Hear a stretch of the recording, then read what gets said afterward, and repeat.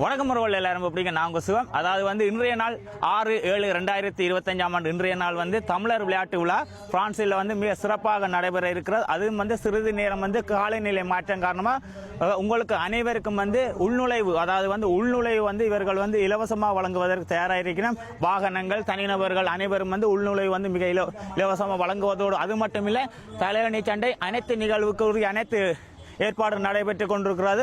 அத்தோட வந்து உணவு பிரியர்களுக்கு வந்து உணவு வகைகளும் தயாராக இருக்கிறது.